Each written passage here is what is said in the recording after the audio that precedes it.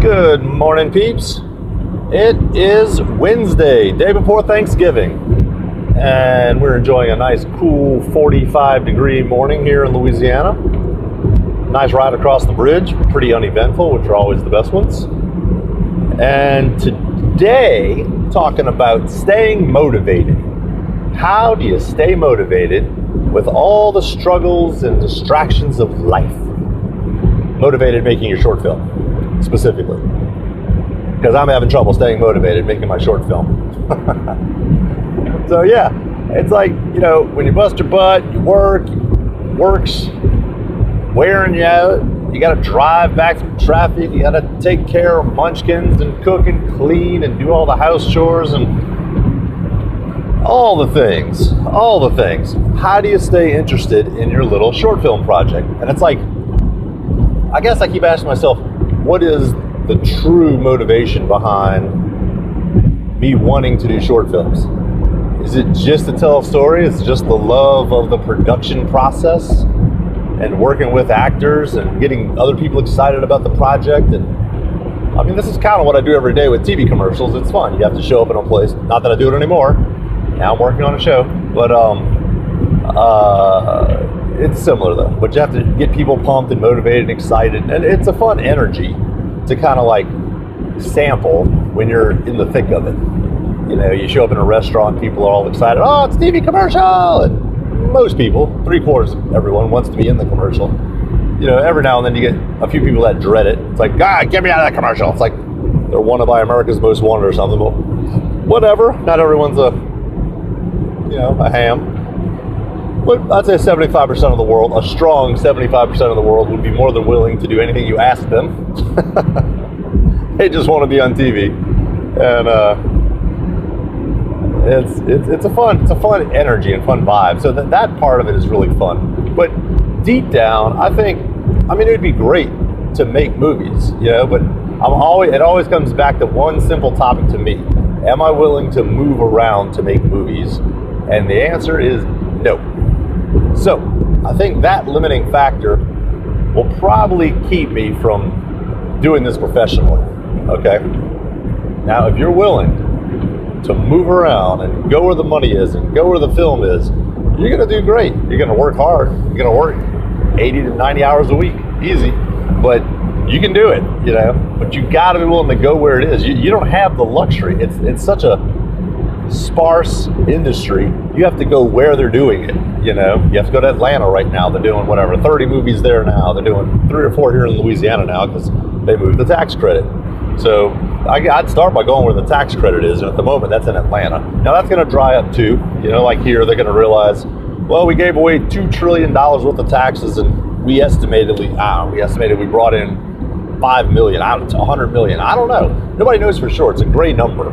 It's like, well, how much did we make? We had 20,000 crew members, living down here for 10 months in Jurassic Park when they were doing Jurassic World. And it's like, how much could we have made? It's a great number. So Jindal, he's a number guy, and if it was better for the state, he would have kept it. Okay, he's just not being mean old Jindal, and cut the program because the state was making billions off of it. It obviously wasn't, in his mind, making the numbers it needed to make. Okay, so in his opinion, which I helped vote him in there. I like the guy. And he's a numbers head. He's a no nonsense numbers head kind of guy. And he decided it wasn't worth it. So when he cut it, Atlanta picked up the reins and took it. Now it's fun. It's a novelty thing. It's like, ooh, Hollywood South. I don't know how many tourists it got down here, but maybe it did. But point is, you got to go where they're making these movies. Okay, so if you're like me, a little backyard filmmaker, that's fun. Do it. Have fun with it. Have any cousins or relatives or family members or friends that want to be in it, get them in it. It's fun. Actors, the process is the same. I was on the set of 6 big movies when they were down here. I was an extra, background talent.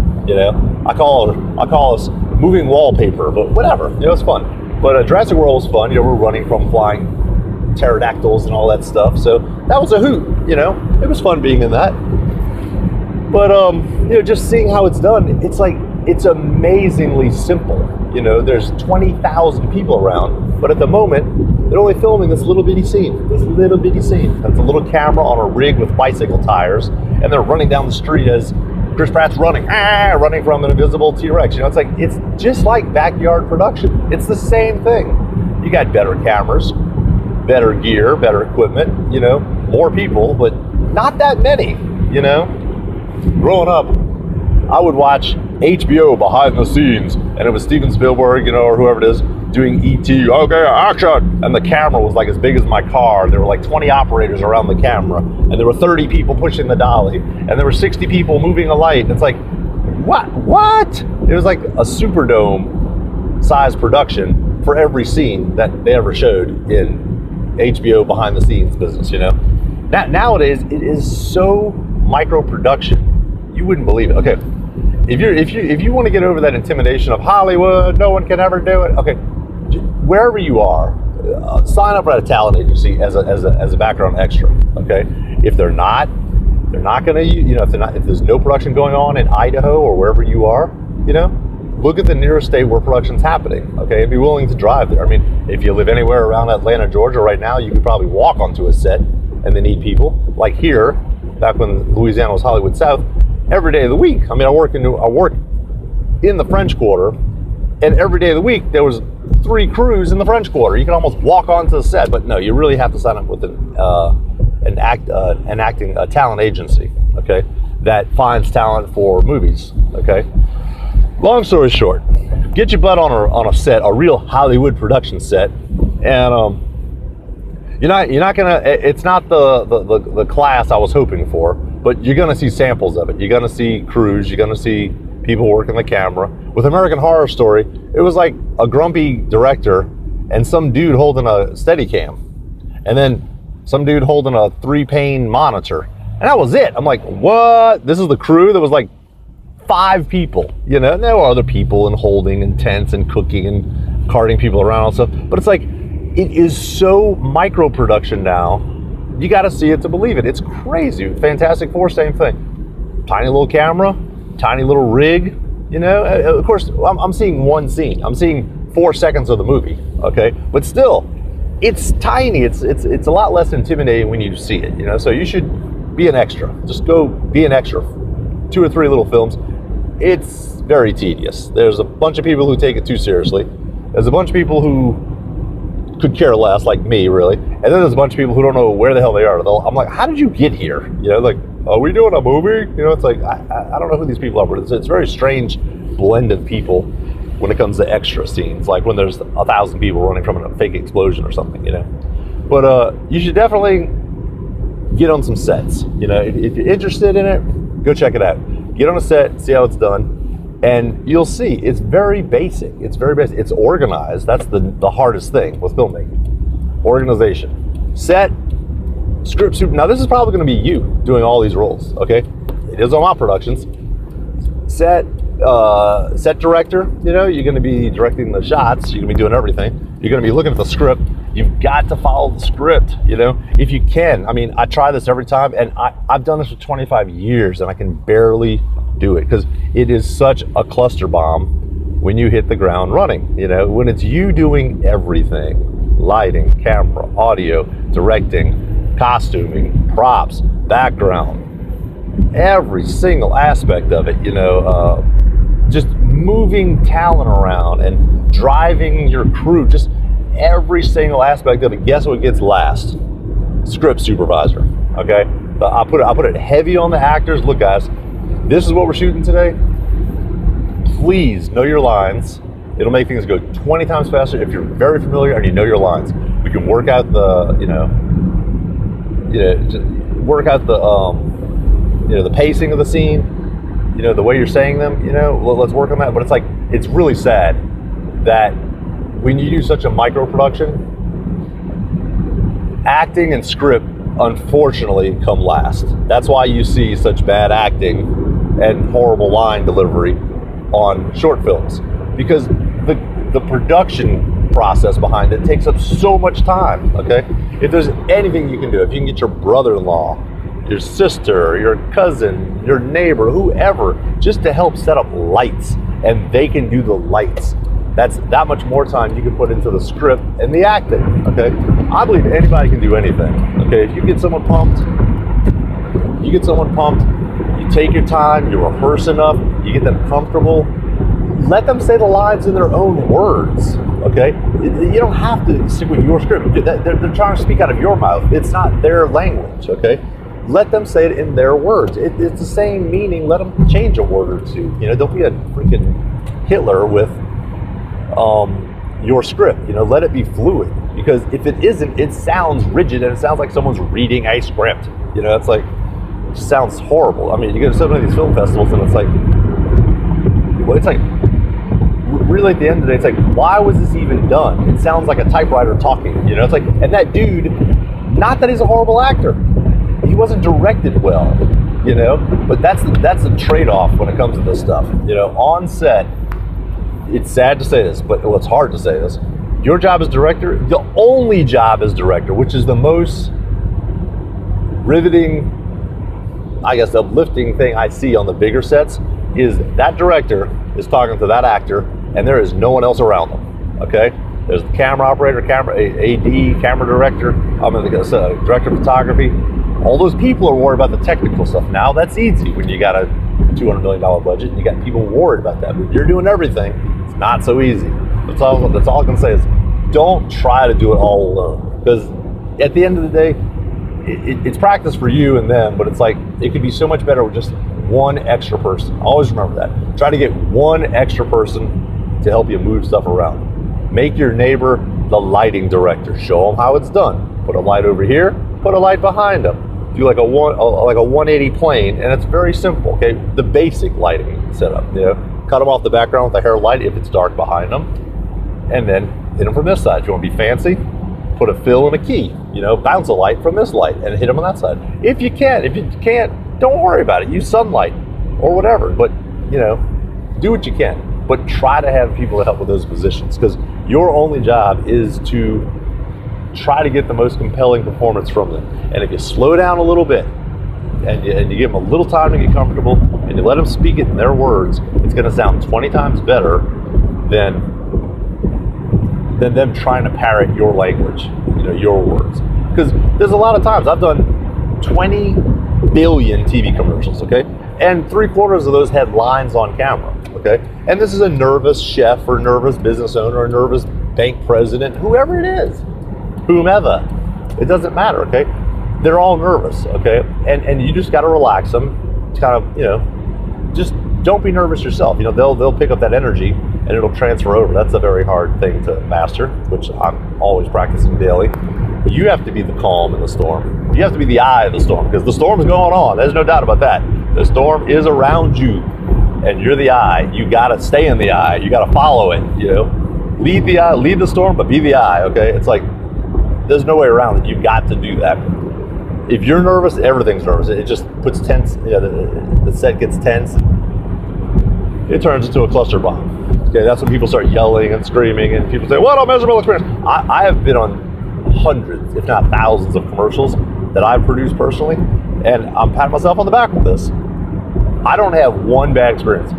Now, the end product maybe could have been a tiny bit better if we had just a little bit more time. Now, it depends on your time, of course, but I feel I'm really good at comforting people on camera, and that's a strong, strong quality. But you also have to get a compelling performance out of them, which sometimes, you know, I adopt the attitude, good enough is good enough. You only have so much time to do this stuff, you know? So I truly believe anybody can do anything if they're interested and put in the 900 hours to become an expert, okay? Or whatever it is, with 1,000 hours, I don't know, some goofball thing they say, you put in 1,000 hours practice and you'll be an expert. Like, yeah, but you gotta have the passion behind it, you know?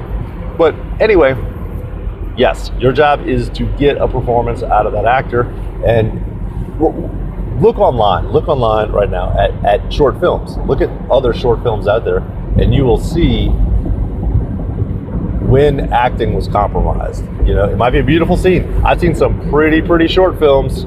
Now, it depends on what you want to do. Do you want to practice being a director? Or do you want to practice being the lighting coordinator? Do you want to practice being the camera operator? Because some scenes look pretty, but the acting is so bad, it's almost funny, you know? And it's like, look at well, this is the greatest example. The worst movie in the world, The Room, and that was just a strange combination of a million things. The guy wanted weird performances. That's his little shtick. And there's no doubt about it.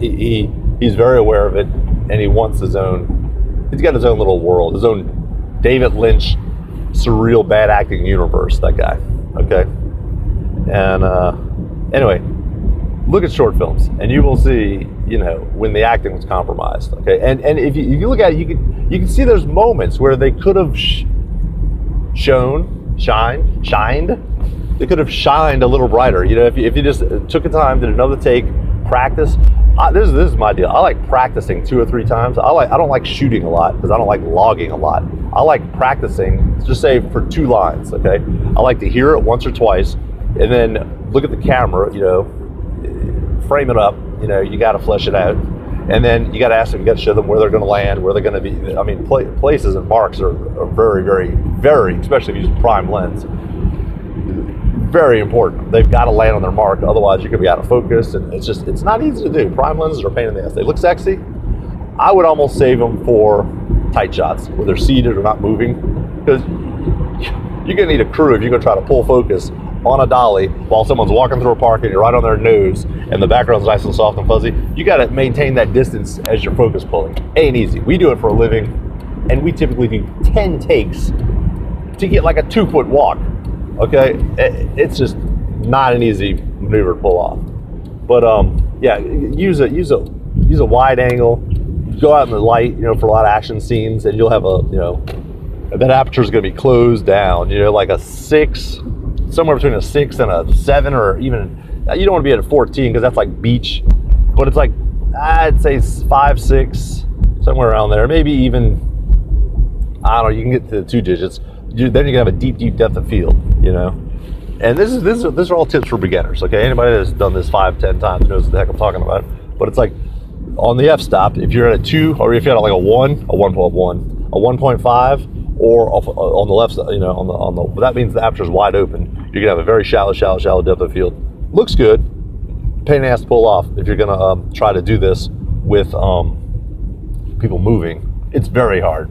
Now, someone seated, it looks great, and that's probably what you want to do, because you want to be up close and personal when they're in their chair and they're starting to tear up because something didn't go their way, and it looks great. But with their running around action scenes, you can't do it. You got to be outside. You got to crank that sucker down, close that iris down to like a 10 or 11 or 14, whatever it is on your f-stops. You got to get in the larger numbers, because that means your aperture closes, and that means that everything becomes infinity focus, like your phone. Okay, if you're shooting with your phone, it's all infinity focus.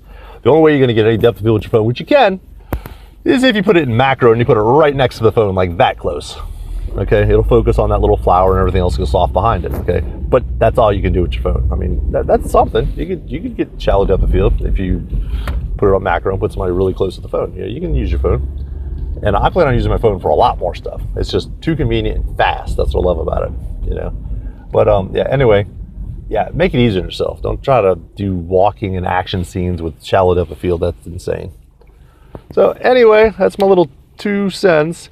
But yeah, staying motivated. It's like, I guess you got to ask yourself, what do you want to do? Like me, I want to be a backyard movie director. It's fun. I like getting the kids involved. It's really fun when I have 2 or 3 of my kids and some of the relatives and friends involved. It's really fun for them. It's a real exciting adventure, and they feel the process too. After day 2 or 3, it's like, oh, this really does take a long time. It's a process, and it's fun though. It's fun, and if you can somehow have, like for the back of headshots and stuff like that, you can take a break on your freebie actor if you got someone you can pull off like over the shoulders. If they're wearing like a red sweater, have anybody put a red sweater on for over the shoulder scenes, so you don't have to have them in every scene, because you're going to burn out your freebie actors pretty quick.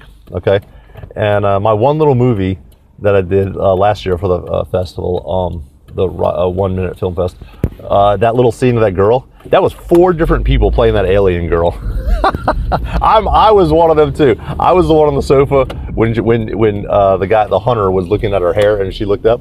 I had to do that scene. Okay, so it went from a 3.5 foot little 6-year-old girl maybe a 4 foot, 6-year-old girl to me, 6'3", wearing a wig. Okay, you can do a lot with tight shots. You cut over the shoulders and stuff, but give your actors a break. You know, you don't need to drag them out for every scene if you're doing over the shoulders and stuff. Because if it's just a corner of a sweater, why drag them out for that? Okay, I mean, if you got to, you got to. If you got the luxury of keeping them, keep them. But anyway, that's it for today. So now I'm in the dark here, which is pretty much how I live. Hey, light ring, look at that. Ooh, look, peeps, $5, Dollar Tree. It's cool. I don't know if this is much better than my, okay, here's a little idea, a little sample of semi-proper lighting. Here's a Harbor Freight light, freebie. So you light from this side, and you can light from the back. See, it does a little hair rim, just a little rim. Helps pop you off the background. Anyway, been real, peeps. Till next time, happy Thanksgiving. We'll try it again.